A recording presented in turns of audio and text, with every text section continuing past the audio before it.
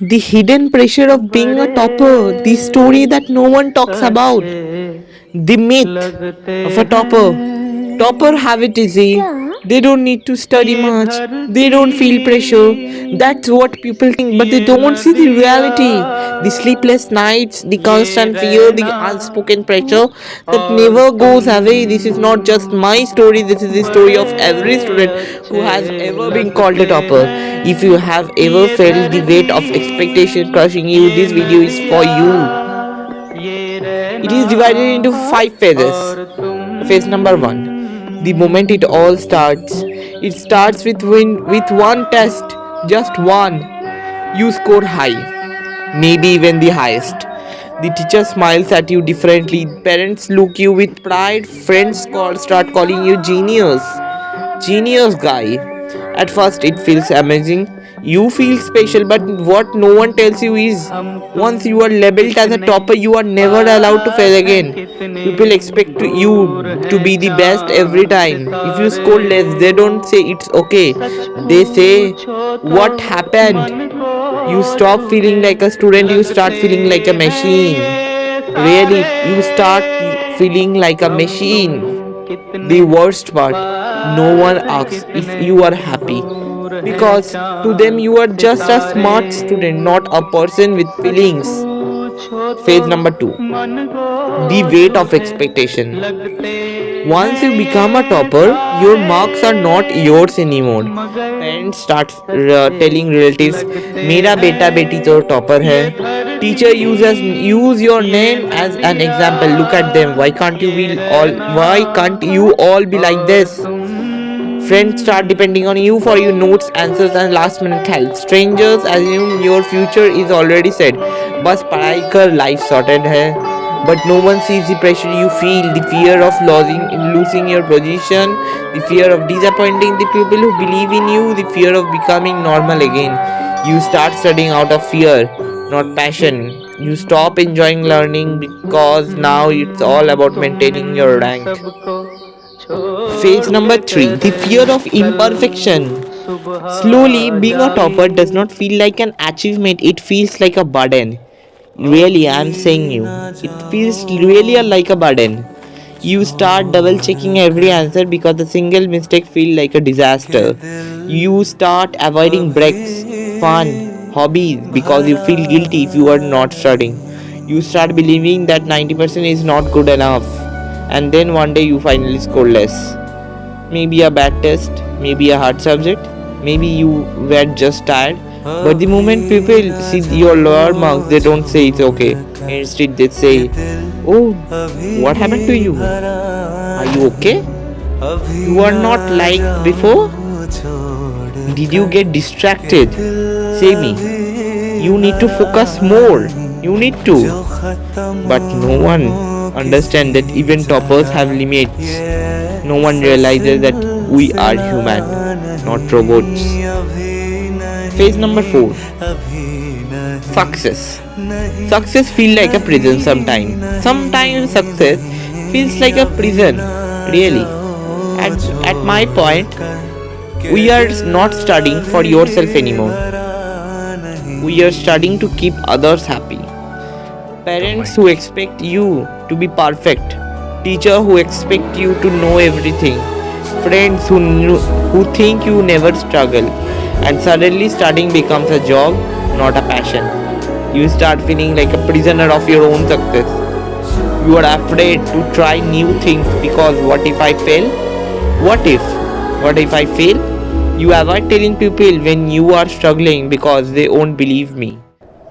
You start believing that your worth is only in your marks. The worst part. Even when you succeed, you don't feel happy anymore because now succeed is expected, not celebrated. Now the phase number 5 comes, the breaking point. And then one day you break. Maybe you fail a test. Maybe you can't handle the stress anymore. Maybe you just realize you don't know why you are studying anymore. And that's when the real question hits you.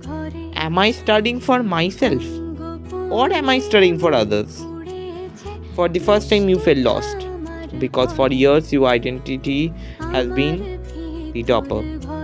If you are not topper anymore, then who are you? Now one phase I have added more. Phase number 6. The truth no one tells you. Do you know what the truth? Here what I have learned after years of carrying this burden. Marks don't define intelligence. Success does not mean happiness. Perfection is an illusion. The truth is, you are allowed to make mistakes. You are allowed to make mistakes. You are allowed to rest. You are allowed. You are allowed to rest. You are allowed to live your life beyond books. So what are the 3 points, the truth that I said? And remember in your mind, you are allowed to make mistakes. You are allowed to rest. You are allowed to live your life beyond books. Okay. And being a topper is not about being perfect. It's about being the best version of yourself.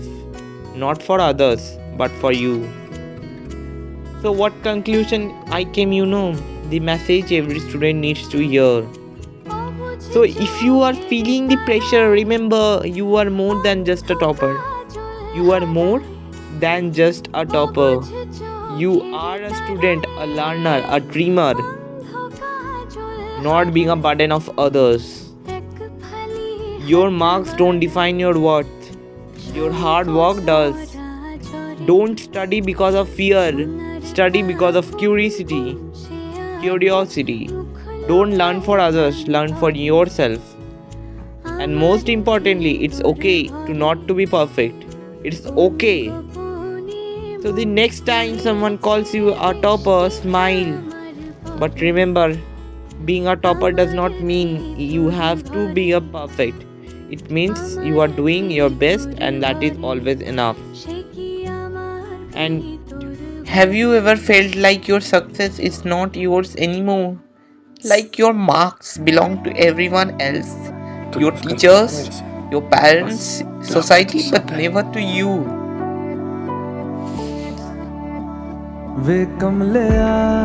Most toppers don't realize when the pressure actually starts. But there is always one moment. Maybe it was when your teacher started expecting more from you. Maybe it was when your relatives started calling you scholar instead of your name. Maybe it was when your parents compared you to someone better. And do you know the unseen cost of being a topper, which is the hardest part? People think toppers are special. They don't realize we are exhausted. And now it is the time to check on that we are good or not. We have to stop our sacrifices.